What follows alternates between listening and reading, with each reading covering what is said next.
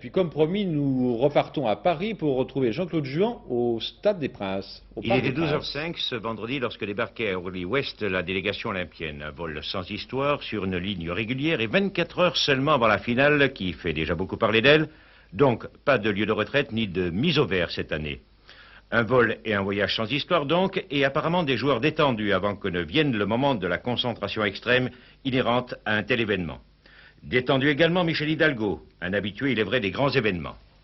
Michel, est-ce que le voyage s'est bien passé? Oh, le voyage, si le match passe aussi bien, on serait sûr de la victoire. Mais on sait qu'il y a d'autres aléas, d'autres impondérables sur un terrain.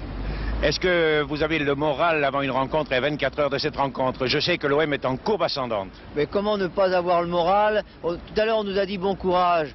Le courage, il faut l'avoir pour aller à la guerre, pas pour un match de football. Au contraire, il faut qu'il y ait une forme d'exaltation. Les joueurs, c'est une chance extraordinaire un jour de pouvoir mettre dans son palmarès un doublé. Ils y pensent. Il était intéressant par ailleurs d'avoir un avis médical après les quelques bobos dont souffraient notamment deux joueurs et non des moindres, Bruno Germain et Karl-Heinz Forster. On a parlé de la sciatique de Bruno Germain, on a dit Forster est douteux. Mais la sciatique de Bruno Germain est tout à fait oubliée, il va très bien. Forster a encore un petit peu mal aux adducteurs, mais je pense que pour demain il n'y aura aucun problème. Quelle est la température de l'équipe? Elle est excellente. La mise au repos en attendant demain 20h dans un lieu que les responsables ont tenu à ne pas divulguer. Car c'est ici, dans ce haut lieu du football français, que tout se déroulera demain à partir de 20h.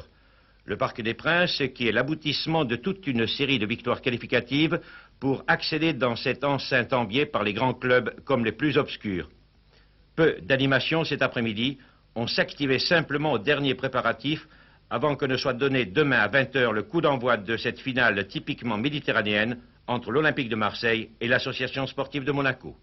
Et ici, au Parc des Princes, comme vous pouvez le constater, c'est encore le calme le plus complet, le calme qui précède la tempête de la finale, bien sûr. Alors, sans transition, du Parc des Princes, à vous les studios, à vous Marseille.